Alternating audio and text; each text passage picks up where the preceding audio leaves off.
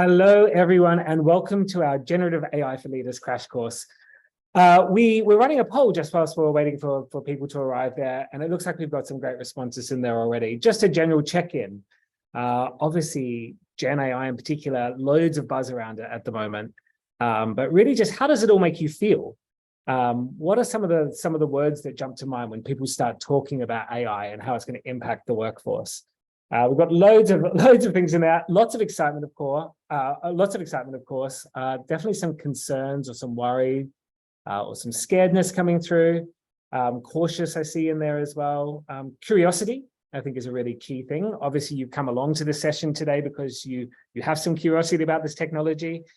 And hopefully we can answer some questions, but probably leave you with a bunch more questions. Loads of familiar faces in here. For those who haven't met me before, my name is Nick. I am the founder of CoTeam. We are a learning and development company. I've worked in the space of sort of digital transformation for about the past decade. AI, in many ways, is an extension of that, a highly accelerated version of that. It's something that keeps me awake at night for both good and bad reasons. But we are also joined today by a guest speaker, and I'm going to introduce him in just a moment. But I just really wanted to outline sort of what we've set out to achieve here today. We're going to talk quite broadly about AI in general, specifically generative AI, and look at some of the disruption that it's causing across different functions, different specs, different roles, but also across different industries. We're going to look at some of the key players in the AI space and who you should be watching right now.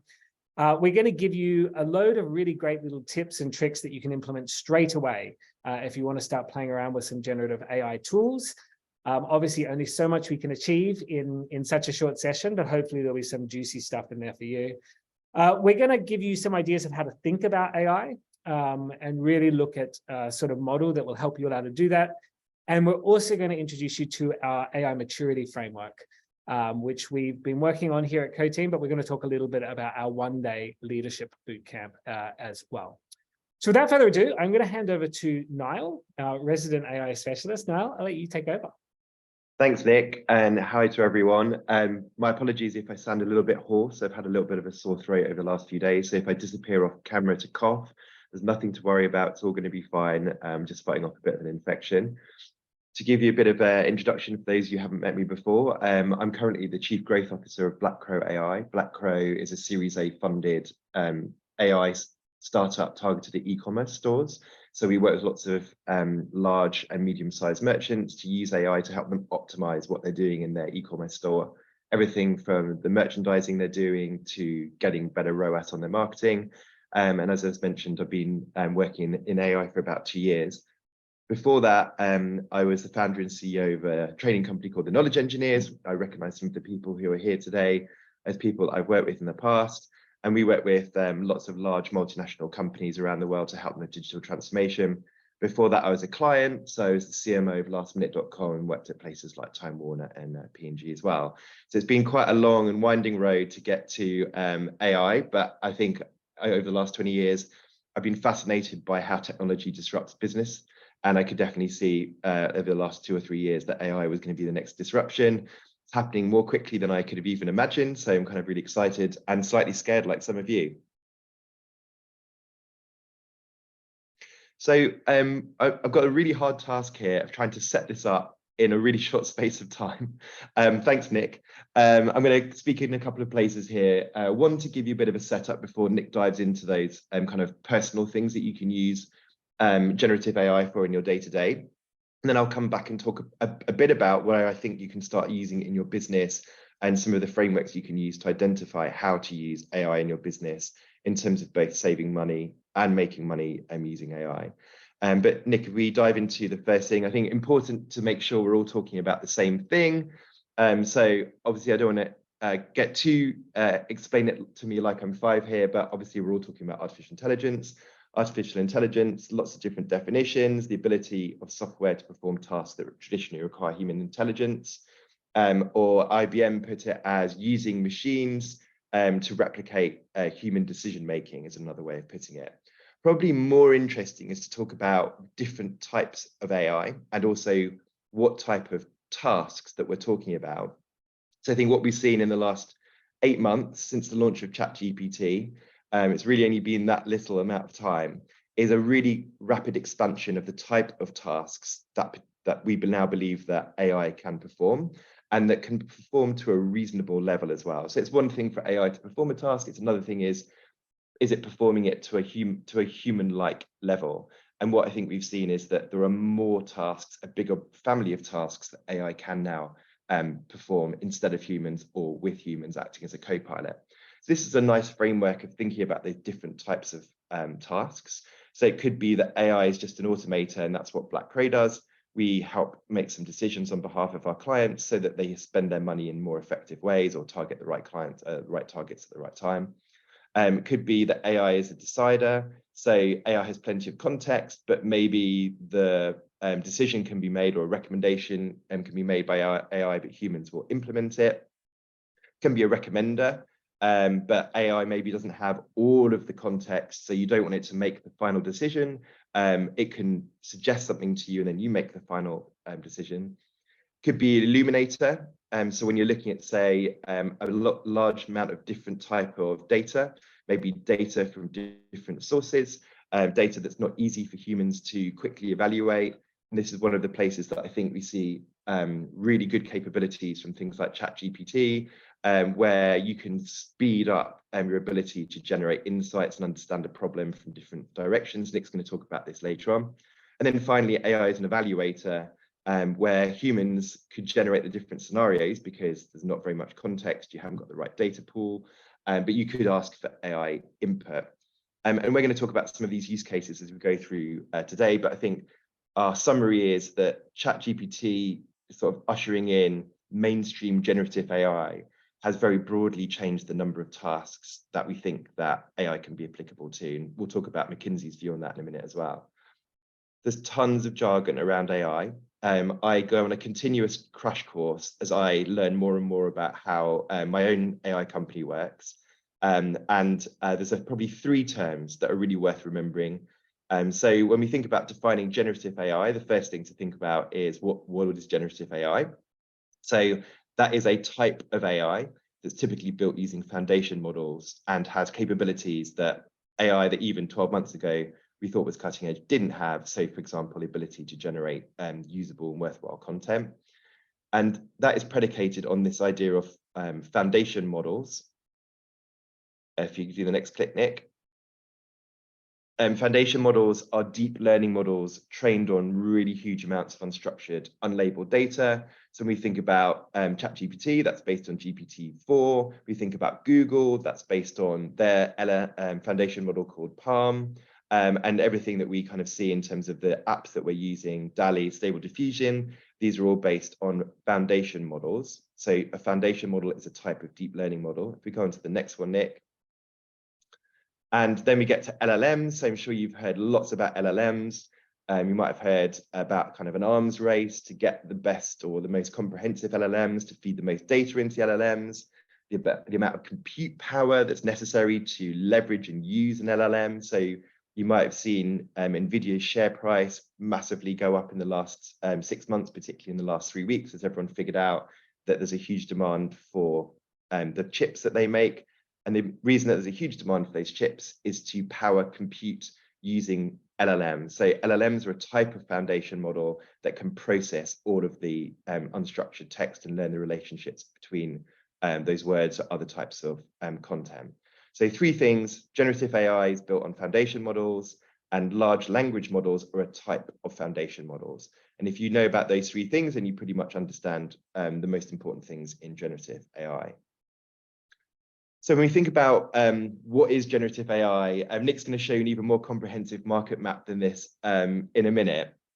And this map is just changing so quickly. It's very hard for any of the people creating them to keep up. This is a kind of a summary. I think Nick's got one that will show you about 1,000 AI companies grouped together, showing the different types of kind of AI places to play. So I'll just talk about a couple of these areas. So obviously the bits you probably played with the most familiar with are these bits on the top left, the consumer uses. So character AI, which was founded by some ex-Googlers. doing really, really well. Perhaps you haven't used it as much. It's really popular with sort of younger people using AI, where you can build and train different types of characters to interact with you. I'm sure you're all familiar with ChatGPT. You've probably been playing with Bard, Google's consumer app. And then you might be then a bit more familiar with as well the enterprise stacks. So I don't know if anyone here uses Gong. So we use Gong as one of our sales and customer support tools. So records all of our sales calls, transcribes those calls, identifies where things are going right, things are going wrong in those sales calls. Amazing tool. Jasper in marketing to help you generate content. But the core of all of the AI landscape are these full stack large language models. So if we go on to the next slide, thanks, Nick. So here, you heard me mention kind of an arms race. And essentially, this is where we think a large amount of the value is going to be generated in the generative AI market. So these are the people who are building the models and then running the computes using those models. Some of them you are interacting directly with, and some you're interacting via third parties who are sitting on top of these LLMs. So many of the tools that we've talked about in both the enterprise and in the customer sections of this market map are actually all founded on APIs to OpenAI. So you might not realize that you're using pretty much the same language model that's sitting behind ChatGPT when you're using other types of tools, but you are. And so we think there's probably going to be, a small number of very powerful players sitting in this LLM space, of which Facebook and Google are also now and kind of got much further ahead since this market map is generated. But we think there'll be a small number of players who dominate this space and will also take quite a large amount of the economic value that's created by generative AI. So those are the people to really watch and understand. Go on to the next slide, Nick. So why are we here? Let's get existential for a minute. I think generative AI has been so disruptive, has been so newsworthy, number one, because of the speed. So this has happened at a pace that even people who are working in AI like me did not anticipate. So if you look at this great stat that ChatGPT got to 1 million users in 5 days, it took Netflix 3.5 years to do the same. It also got to 100 million users in less than 3 months. So this is an incredibly impactful service used by a very large number of people very quickly. And the quality and the scale of the innovation that we're seeing from it is also much faster than we expected. So I'll show you a chart from McKinney in a second that talks about how much their view of how quality AI has improved at far faster pace than they anticipated. And that means there's an increasing impact on companies and jobs. So we think about kind of why are we here? Why is it important for leaders to be up to speed on what generative AI can do? Why is it important to have a plan? It's because in the whole of the disruptive nature of technology on humans, we've never seen something which is so quickly disrupting and so powerfully disrupting all different types of businesses and all different types of jobs. You go into the next slide, Nick. So I thought this was really, really great chart. This came from a report that McKinney released just a few days ago. And very honestly, they looked at their own predictions about AI. So I'll just explain this chart a little bit. So they did a previous report in 2017 on what they thought the future of AI would look like. And they tried to predict when they thought AI would be able to complete different tasks at different standards. So if you look at the light gray, that range of light gray buttons is showing you the range of time they thought it would take for AI to get to a medium level of quality in terms of output. And the dark gray is when they thought it would get to represent the top quartile of human performance. So tasks that only the top quartile of humans could perform to the same standard. And so you can see how much this has changed. So if you compare the grays to the blues, the light blue is the medium, the dark blue is top quartile. You can see if we look at creativity, which is definitely one of the areas, the second line down, one of the areas that generative AI has disrupted so much. Before, they thought that creativity tasks would only be done at kind of an expert level between something like 2045 and 2065. And now they think it's already been done at a medium level, and it will be equivalent to a top quartile human sometime between 2025 and 2031. So we've moved from thinking about disruption in this area being something that's at minimum 20 years away to something which is now happening now and will happen really comprehensively in the next 5 years.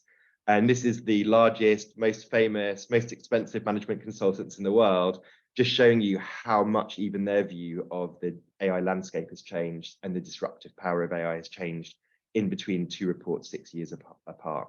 So this should really, if you were feeling nervous or you feeling excited or you wanted your leadership team kind of make sure they had a plan, this chart shows you why it's really urgent that they do have a plan, because this is happening at a pace that no one had predicted. And to give you one really quick example, this came out about 6 weeks ago. It's a bit more limited than perhaps we're claiming on the slide, so I need to give it some context. So Octopus Energy, they've been using one of the customer service tools. We'll talk more about customer service later. Effectively training agents to reply to customer emails on an automated basis. So they've trained it with their own scripts, their own emails, and created kind of a version of their own model. And then they've automated some of the tasks. Now, it's really important to note, only a very specific set of tasks have been automated, only a very specific set of customer queries, and the work is also still being very much kind of checked by humans as well. But what they did see is that when they had trained their model appropriately, and they chosen the right tasks for AI, the AI customer service agents were able to A, respond to emails in a relatively autonomous way, and B, deliver a customer satisfaction level of 80% compared to 65% delivered by the average person in their customer service team. So achieving a high level of automation to a pretty reasonable performance level. And that is going to be kind of a running theme through this, that we've now reached a point where it's already possible to automate a significant number of business tasks by using machines or augmenting humans significantly. So the future is not in 5 years or 10 years or 15 years, the future is absolutely now, and everyone needs to get started if they're not already. Brilliant. Thank you so much, Niall, for taking us through that context. And as I put in the chat before, if you do have any questions, feel free to use the Q&A function here on Zoom to submit those questions, and we'll pick them up. We've saved some time towards the end of the session to go through those. Of course, lots of this big picture stuff probably feels quite esoteric or quite existential at the moment. And we wanted to make sure that we spent a bit of the session today talking specifically about how to use Gen AI tools. And I think as much as there might be fear about this, it's actually also a really exciting time for people to rewrite the rule book across many, many different functions of a business. So whether you're sitting in HR or marketing, sales, finance, legal, customer service, etc., if you've got that curious mindset and you get out and you start playing with some of these tools, you can almost rewrite the rule book. And it's a really, it's a very fast moving space. Obviously, governments are trying to catch up with policies around this. You've got the big players out there, all battling to become become the number one. But just from getting out and having a little bit of a play around with things like ChatGPT or some of the other tools I'm going to introduce you to now, can help you really think about, well, how could this actually assist me? And I think one of the key things for me that I've come across in playing with these tools. Now, keep in mind, GPT-4 is really only just over 6 months old. It is still a reasonably new technology. There's a lot of fear out there that, people are going to get replaced by something like ChatGPT. And this idea of like, it's you versus the machine. And I don't think that's true at all. I think this is really a you versus you type scenario. And if you start to think about looking to use tools like ChatGPT, really trying to think about how it can augment or enhance the work that you're already doing. This is not something that you necessarily need to be fighting against, but it's something that you should be encouraged to work with in terms of trying to enhance your own performance or enhance your own capabilities, enhance the way that you research, enhance the way that you write copy, enhance the way that you automate specific tasks. And obviously, ChatGPT is somewhat of a beast. Like Niall said before, it is the back end of a lot of other systems. Their partnership with Microsoft and their integration into Bing. We'll look at Microsoft Copilot in just a moment. But you might be using ChatGPT without even realizing it. And as those APIs roll out, as their marketplace continues to develop, you're going to see more and more innovation happening in this space. But I, for a moment, just want to talk about using ChatGPT itself. You know, if you've had a bit of a play around with it, you've probably already been a little bit, oh my God, this is amazing, but not really thought about necessarily how to use it. So I want to give you a few bits of advice that will help you think about how to use ChatGPT to support you in what you're trying to achieve, rather than seeing it as a threat. The first one of those that we're going to talk about is really about narrowing stuff down. Now, it's super important when you think about ChatGPT. It's very different. It's not a search engine. And a lot of people I see using it for the first time use it very much like a search engine. They search specific terms as if they were searching for something on Google. And certainly it's giving back a more verbose sort of response to that.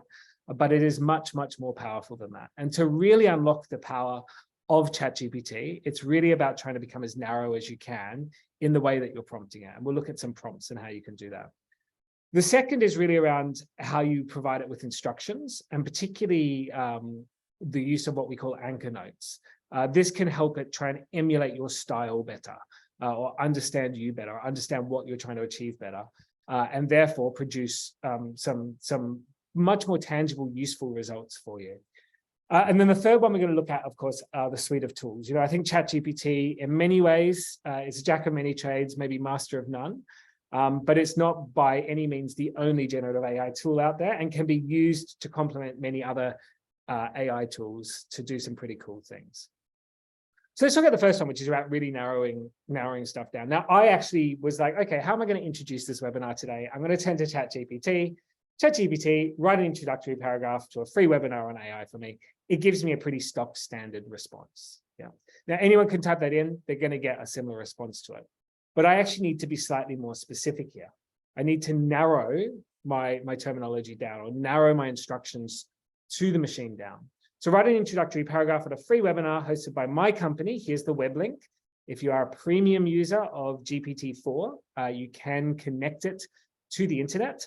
So we'll actually do live searching. So there's a URL for it to look at. For AI leaders with a focus on HR professionals. And we know many of you who joined us today are coming from a HR remit. And you can see now it's starting to flavor its response back to give me something that is slightly more useful, but still slightly too generic. So how can I narrow this down even further? So making it narrower. How to write an introductory paragraph on a free webinar being hosted by my company with a focus on HR professionals looking for a program to develop their AI capabilities in the C-suite, being slightly salesy, but without feeling too formal. So now I'm getting much more specific with what I'm asking GPT to do. And you can see the response there is a much better quality response that I'm actually getting out of it. For me, it still feels a little bit like it's written by AI. So I want to push it to become even narrower in my search. So I add to the end of this, use a real life example or story to bring this to life. Okay. Now I've got something that is a little bit closer to the language. And of course, this is a slightly over-indexed response, but I want to make it really clear. You know, if you're treating ChatGPT just like you would treat the Google search bar, then you're absolutely not unlocking the potential of it. This is a large language model. It's very sophisticated. It's incredibly advanced. The more information that you can give it, or the more narrow you can be in your prompts to it, then the better the results that you actually get from it. So my first piece of advice with using ChatGPT is just to narrow, narrow, narrow. And of course, if you're running a chat with it, you don't need to do this in one sweep. It will remember previous conversations and you can continue to narrow it down. But the more narrow and the more specific you can be, the more useful the response that it'll write you is. My second piece of advice when it comes to using ChatGPT, and is a little bit of a build on what we said before, but it's about being really clear in your instructions to it. It will write like an AI model. Yeah, you can ask it to write in the style of someone else. You know, I have lots of fun asking it to write it in the style of Ricky Gervais, you know, or pretend like you're Jamie Oliver for a moment, just for fun. But that's not the everyday. And it's really about teaching ChatGPT about who you are and what your writing style is. Yeah, and if you wanted to emulate that. And a good way to do this is to, and if you just got notes or a Google Doc or a Microsoft notepad somewhere, just to write some really basic anchor prompts that you can use every time you use ChatGPT. So I know that my writing style, I like to use a little bit of humor. really short sentences and direct language. I'm not afraid of being provocative or swearing if it adds impact. Simple words, simple sentences. By having this, I can literally just copy and paste my anchor notes into ChatGPT each time I'm doing a search, and this will refine the quality of the results. You can also say things to ChatGPT like, I want you to know this about me. Yeah. So you're just giving it context here. You know, this is who I am. This is what's important to me. And it will use this once you set it up at the start of a new chat with it to understand you. You can point it if you've got articles that you published in the public domain. You can, of course, point it at those articles if you're on the premium version, which honestly for $20 a month is well worth it. You can point it at that and you can ask it to emulate you and to understand you a little bit better. Now, copying and pasting anchor notes or prompts from a notepad is a little bit cumbersome. If you want to try and automate that, I can highly recommend a Chrome plugin, which is called ChatGPT Prompt Genius. It's a free plugin for Chrome. If you install that, you can actually save your notes. And you can see over there in the ChatGPT interface, by just clicking on my writing style or using a / and my writing style, it will load the prompt in. And there it is again, rewriting what I was asking it for before, but again, using my writing style. So shorter things, a little bit more humor, a little bit more provocative in its approach. And it really means that I'm getting what I need from it. So hopefully some useful stuff there, just thinking about the way in which you prompt ChatGPT and getting you to shift away from that idea of just treating it like a search engine. Now, like the ChatGPT prompt for Chrome, there are loads of other tools out there, an overwhelming array of tools. So I just wanted to talk you through a few that we're really using here at CoTeam that I find are really helping automate a lot of things for me or make things simpler. 3 of those which really integrate in quite nicely with GPT, and a couple of others which I think are really worth watching as well. So these are the 5 I'm just going to talk through. You may have played around with these already. So Otter, a YouTube summary tool, which is another Chrome plugin, and Grammarly, which I'm sure many of you are quite familiar with. And then I'm going to talk a little bit around Synthesia, which of course is a UK-based company who've just had a huge funding round, and something for a little bit of fun called Supermeme. So those not familiar with Otter AI, this is, again, it's a freemium AI tool. It basically creates an assistant that will join a meeting for you. So any of your sort of Zoom meetings, we actually have Otter in the room today, listening in on this webinar. But Otter will essentially use voice to text. It will transcribe the meeting for you, so give you a full transcript at the end. It will also do its best to try and summarize the meeting. If you're sharing slides, it will take screenshots of those slides. It will recognize different presenters, so it'll know when I'm talking versus Niall is talking, and it'll actually chunk up my notes like that, which is fantastic. I actually love using Otter AI in combination with ChatGPT, because you can then take the meeting notes, dump them into ChatGPT and ask for specific outputs. So if you need to send a follow-up email, be like, here's the summary, here's the notes from the email, write an email as me, as a brief summary, use my writing style, okay? Which is a really good way of sort of, again, trying to integrate the two. But Otter AI as a tool, you get 300 minutes a month for free, I think, if you want to sign up for it. We're not endorsed by these platforms at all. These are just tools that we like using.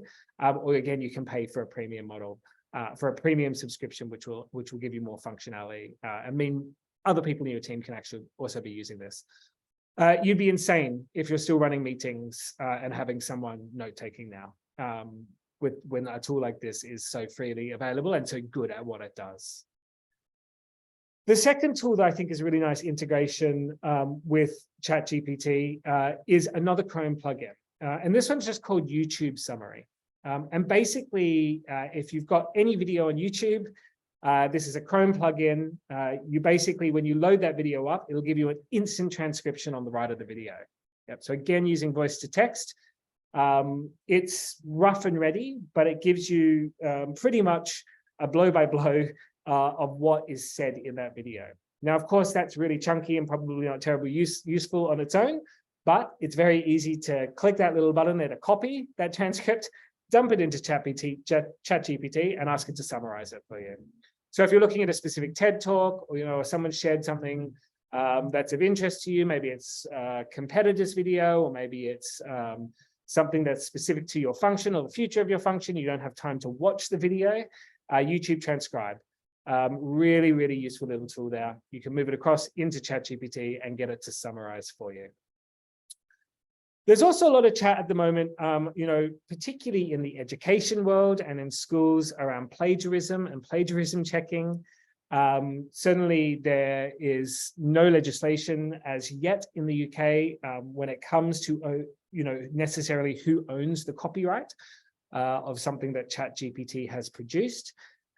This is actually where I think our old friend Grammarly is actually a really, really useful tool.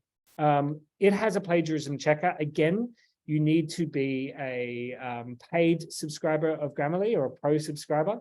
But if you have ChatGPT output, you can post it into Grammarly, and it'll give you a much more detailed breakdown of where it's referenced different articles around the internet. So really good opportunity there to check for direct plagiarism, or to check for anything that maybe ChatGPT has necessarily just copied and pasted from another website. So if you are concerned about that and you're using GPT to write copy for you, I highly recommend that you're also using that alongside Grammarly Pro to check for plagiarism and also help you make some copy edits to ensure that you're not just using off-the-shelf AI-powered copy, but something that's a little bit more useful.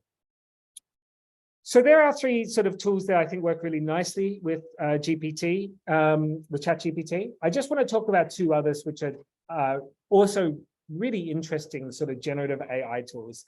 The first of those is a video production tool. So you've heard a lot about, obviously, generative AI text, then generative AI images. Of course, OpenAI have their own platform called DALL-E.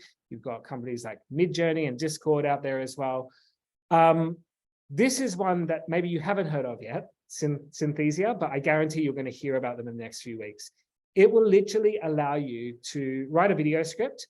You can even get ChatGPT to write the script and dump it into Synthesia, and it will generate a video for you, which includes graphics, talking heads, backgrounds, images, etc. You can literally create content, like e-learning content or instructional videos in like 15 minutes.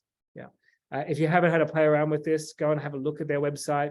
It's not absolutely perfect tech, but if you look at how far this has come, they just raised, I think it was now I might have to correct me on the numbers on this, a lot of money. 90 million, a billion, something like that. Yeah, like they're one of the unicorns here in the UK. And still very early days for this technology, but the idea of text to video. Runway also making huge strides in this space. If you need to make instructional content or you need to make video content, definitely go and have a look at Synthesia. I guarantee you're going to hear a lot about them in the coming month or two.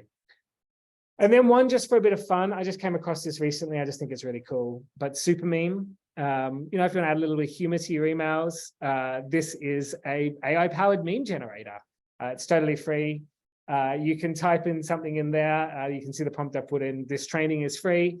There's a couple of memes that it spat out for me straight away. Really, again, just a little bit of fun, but just showing you some of the stuff that's emerging in this space. This is the mud map that Niall spoke about earlier. I mean, it's overwhelming. There are so many tools out there. There are so many things that AI is capable of, and we are really just on the tip of the iceberg. Like I said before, depending on where you sit in the organization, depending on what your function is, can really, develop get that growth mindset to work. Go out, start playing with some things.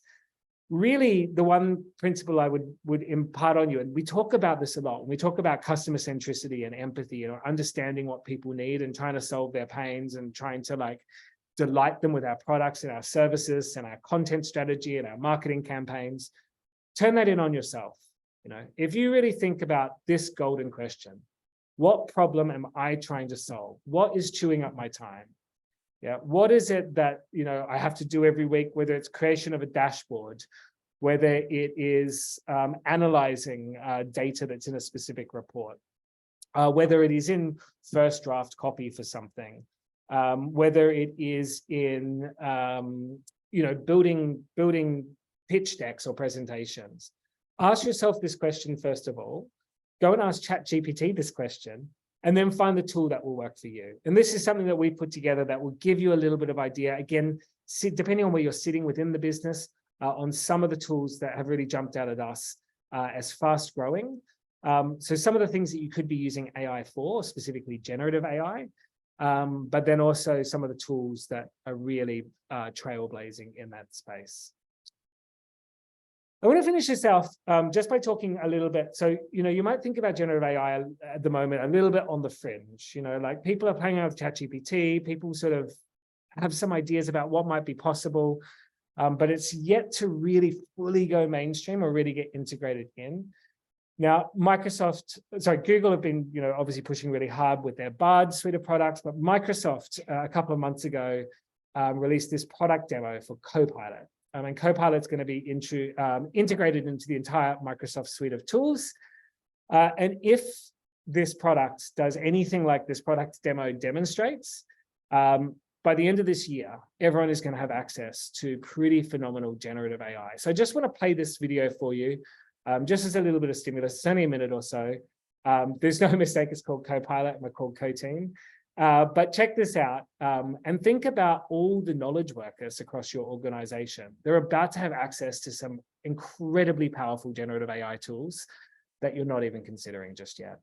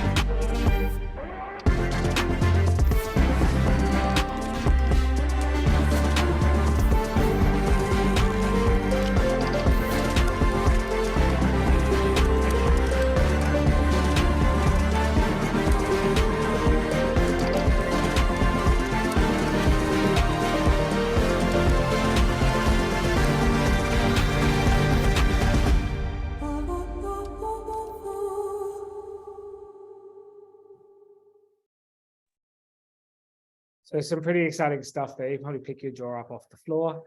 But yes, certainly something that in the coming months, this is why we see this as a people and culture challenge. It's about training, it's about upskilling people, and it's about really trying to embrace this technology rather than turning a blind eye to it. So on that note, Niall, I'm going to talk a little bit about what people should be doing right now. Thanks, Nick. So I hope that was useful to everyone. I think our advice is the more that you use the tools and the more that you become sophisticated in your use of tools, then the more familiar you are going to be with kind of what the capabilities are and how you can apply them into the business. So if you're a leader or you're working with leaders, I think there are kind of two things for you to think about. One is what is my personal understanding of hands-on AI, which Nick's just been talking about. And then the second bit is, how do I start to build a plan for AI in my business? And that's what we're going to talk about now. If we click on the next slide, Nick. So one of the questions as I speak to senior leaders is kind of like, do we really need to do anything now? Maybe you've got a data science team, maybe you've got a head of data, maybe you've even got a head of AI. And I think that's fine. It's a good start. But how much have you integrated that person or that team into the business? How sophisticated you've become in your use of that team, and how sophisticated are they in working with you too? So we'll talk more about that later. But the reason that you've got to really think through how are we attacking this opportunity or this challenge is the pace of change, which varies depending on what industry you're in. So this is some research from earlier this year from Accenture. And again, we can see this contrast between kind of what we thought was going to happen and what's actually happening, and which sectors are potentially being disrupted more because of the advent of generative AI. So if we look at a couple of sectors like life sciences, retail, which is a sector that I know well, or if we scan down the list to about 2/3 down, public services, not being very disrupted, not very mature now, but by 2024 will be significantly more disrupted. So you're seeing kind of big paces of change in those areas. And particularly when we think about retail, I think there are so many different components of a retail business, from customer service type use case we looked at Octopus, to sales and marketing, which can be massively optimized and improved using AI, which is something that we work on at Black Crow. And I think the reason to kind of start now is that we're already seeing businesses leverage AI to get a competitive advantage. And fundamentally, we can see 3 clear paths where AI can help you get a competitive advantage. One is improving service, so improving the quality of what you deliver, not necessarily by giving the end product to people based on AI, but using AI as a co-pilot to help your people be more productive. And I think when we think about which parts of the business you go to, there are 3 obvious places to start. So this is a chart from McKinney from that report I mentioned that came out a few weeks ago. And they identified, by doing kind of a comprehensive analysis of where does generative AI change the game. And there's a lot here that I agree with, that there are kind of 4 or 5 main areas where we're going to see big change based on generative AI. So sales, marketing, software engineering, customer operations, and to a degree, product and R&D. So we can see kind of a large degree of change in those areas that also account for often a large degree of spend in companies. So I'll talk about 3 of those. So in marketing, at Black Crow, we already have a path where we can see how AI can improve revenue by something in a range of 10 to 15%, just by applying kind of best practice AI to marketing spend allocations and targeting. There are some other areas where you can also save time and money using generative AI. So I mean, I can already see in the customers that we work with huge changes in marketing performance based on both predictive and generative AI. In development, so obviously depending on the type of company you might have more or less developers. If you're in a tech company, you have a lot. If you're in a less sophisticated technology-based company, then you might have fewer. But essentially what things like GitHub Copilot can do is turn sort of an average developer into a 10x developer. So there's always been amazing developers who are much faster and more accurate and can bring things to market more speedily than an average developer can. And what Copilot can do when used correctly and trained correctly is turn all of your developers into that type of 10x developer. And that's going to create a sea change in the ability of companies to create code and deploy new technology for themselves, whether it's at the back end or customer facing. And then the final example is customer service. So effectively, similar idea. You can improve every agent to the level of your best agent, and you can probably take some of the tasks away from humans and give them to machines. So the forecast is a between 40 to 50% gain in performance in customer service based on the deployment of generative AI. So if you're thinking, I need to start, but where do I start? 3 great places to begin: marketing, in software development, and customer service. I know we've got quite a lot of people here from agencies. Clearly, at least 2 of those are really squarely kind of targeted at your business models. So changing the way that marketing is created and changing the way that you build things for clients, both of those are radically changing very quickly. And I can see that in the most sophisticated clients we work with now. So if you're an agency, I think there's huge opportunities for you to use AI, but there's also huge challenges to your business model. And I think the race to a competitive advantage using AI is definitely on. Go on to the next slide, Nick. So Nick and I were talking about, this is all great. So you can think of some places to start. You realize the urgency of starting now, but what kind of model can you use to get started? And I think thinking back to what we've seen work in medium and large organizations is that the kind of the lean startup idea, the idea of thinking big, starting small and scaling fast. And so when we think about how do organizations start to build better use cases themselves in AI, this kind of framework still works really well. So think about what AI could mean to your business. So have a strategic vision about what AI can mean and how it's going to change in the next 6 to 24 months. Start some projects, but start them with really meaningful purpose. Make sure they're aligned with that strategic vision, and then scale fast. So if those projects are working, have the ability to pour resources into them and make them bigger and bigger, which is what happened at Octopus Energy. Nick, you've used this a lot in helping organizations with digital transformation. Do you think this can work for AI transformation as well?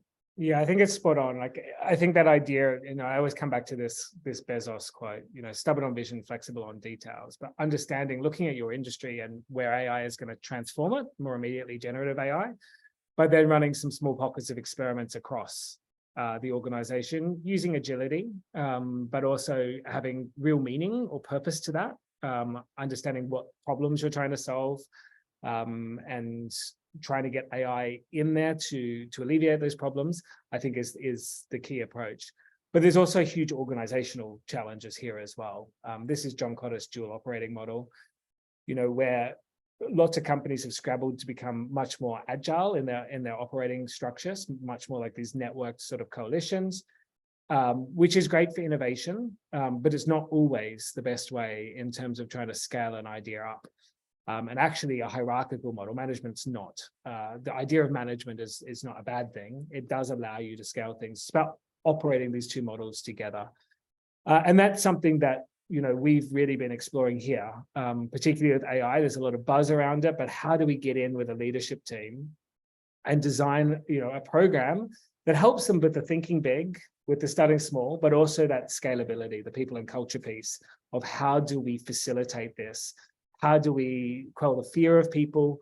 How can we actually ensure that we're scaling the right projects when we're seeing success with them or seeing business cases that are succeeding? And to help you do that, we're going to give you one more tool today. And this is a maturity framework that we've been working on. I'm going to ask you actually you can scan the QR code there, because I'm just curious. We're going to do a little bit of a sanity check on sort of where you see your organization at. You can scan that QR code, or you can click the link that I've just shared in the chat. But we see sort of 5 major buckets here. And this is a little bit like a rubric in many ways. And if this is of interest to you and you'd like to discuss this further with us, we will get in touch after this session. We can share this framework with you and some of the thinking that's gone into it. But from a strategic position, strategically, are we thinking about how AI is going to transform us? And are we being just reactive or actually being proactive for our industry? There's a real people and culture piece there that comes back to that sort of training, getting people using tools, making sure they understand not just how to use the tools, but also some of the policies and the processes around that. So we've seen that in Europe here, Italy banning ChatGPT, but then reversing the decision. It's such emergent technology. But again, just helping people understand how and when they can use these tools and what fits in with the company guidelines. And then, of course, the all-important sort of data, how we organize data. Do we have a data lake? Do we have an integrated tech stack that really puts, we're integrating AI tools into across, all aspects of that? And do we also have the right policies and procedures in place, not just to experiment with AI, but also to scale AI?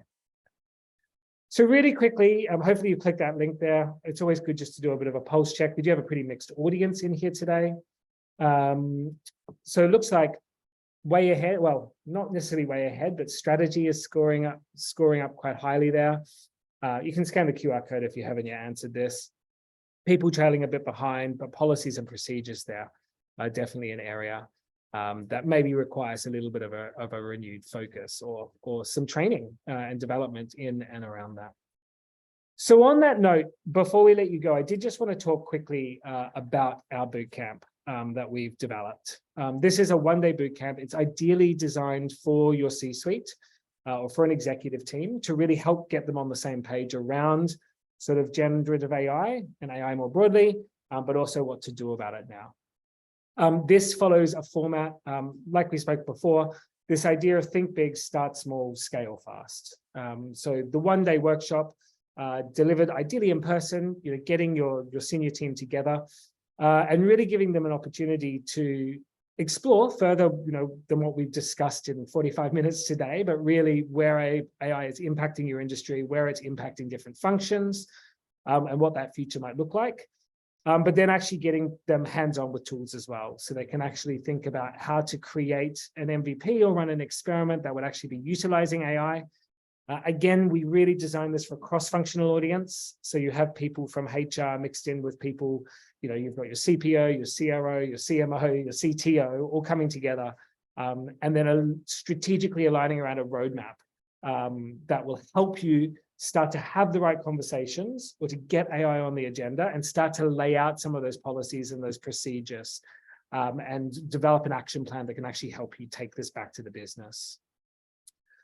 And these are the outcomes. We can share these with you, but really it's a strategic bootcamp. It's about trying to understand the impact of AI in the short, mid, and long term, identifying the different types of AI that are going to impact different areas of the business, but also how to scale that, getting hands-on with the technology. I know that, people at these positions are often very, very busy. We saw this happening with digital transformation. You might be thinking about AI now as a tech problem and your CTO is tasked with that. But actually it's a much bigger organizational thing that needs to be discussed. And it's really all about giving your leadership team the confidence to be able to talk about AI and to enable teams to be experimenting with the different AI tools and thinking about how we can actually use these to optimize existing processes, save costs, but also maybe to make money in the future as well. So if you're interested in finding out more about this program, scan the QR code there, or you can click the link that we're about to share in the chat as well. We can send you an info pack on the program if it is something that interests you. On that note, and Niall, is there anything you wanted to add to that? Anything that we've discussed there around the program that we've designed, or? No, I think I'd be really curious in people's feedback. I think lots of different organizations are at different points in their thinking and adoption of AI and AI tools. So yeah, I think I'm really curious to hear what people say. So even if you don't want to book it, but you've got some views on it, I think Nick would love to hear your feedback. Brilliant. We had some great questions coming through in the chat as well, which Niall's managed to pick up whilst we were talking them through. But just in case others had the same question as well, how is AI showing up in HR software right now? Niall, do you want to answer that question that Jules had asked, just verbally? Yeah, sure. So I think the question was AI showing up in HR software, particularly around things like HRIS or performance management. And I think, to be honest, it's not an area that I've been kind of tracking because it's outside of the fields that I really work in. Where I have seen a lot of use cases already is around recruitment. So CV scanning, candidate recommendation. There's even a tool now. I can't remember its name, but I watched a demo of it last week where candidates record video answers to standard questions. This is particularly being used in kind of less knowledge worker type roles or graduate recruitment where there's a large volume of applications. And then the tool is basically measuring their performance versus a rubric and then recommending candidates based on the video interviews, and no human actually ever watched this video interviews. So I think there's tons of use cases there. I think in terms of the existing platforms, I know Oracle are talking about Copilot type functionality. I don't know if anything's come out yet. I'm not an Oracle user. So I think that's probably where most of the innovation is going to come from. Obviously, HR systems, performance management are typically very long lead times. They're typically a bit slower to embrace new technology. You're probably unlikely to switch that in a hurry just because a new cool AI tool came along. So I think you're going to look for it to be augmented into those platforms or maybe have small use cases on side tools. But undoubtedly, it's going to be coming in terms of helping to manage some of those processes. I haven't seen a specific startup yet. I'm sure one probably exists. Brilliant, thank you. And we also had a great question in here from Lucy. Tips on sharing AI vision. There's been a lot of scary news recently. And like you said, Niall, in many ways, I think this is quite similar to digital transformation. It is change management. One of the first steps of change is to form a coalition and then just start to communicate that vision outwards. And I think that is also, again, a very implied part of what we're trying to do with this AI for Leaders Bootcamp, is to get an executive team together to align around how they see AI impacting the industry and the organization, and then putting some steps into place to actually communicate that outwards, and to start the change, start driving that change through the organization, top down, but also appreciating some more grassroots bottom-up approach there as well. That more or less brings us to time. Thank you so much for joining us. Once again, if you are interested in finding out about the bootcamp, please scan the QR code there or click the link that I've shared in the chat.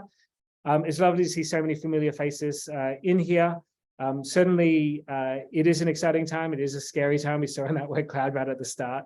But I do think it's an opportune time for those who are fast movers, those who are willing to change and to adopt the technology, and to experiment and to innovate and to think about that long-term vision that will really start to trailblaze in the pretty short term. Let's be honest here, looking at some of that speed of change. So don't get left behind would be my advice. Thank you so much, and thank you, Niall, for joining us, and we hope to talk to you all again soon. Thanks, Nick.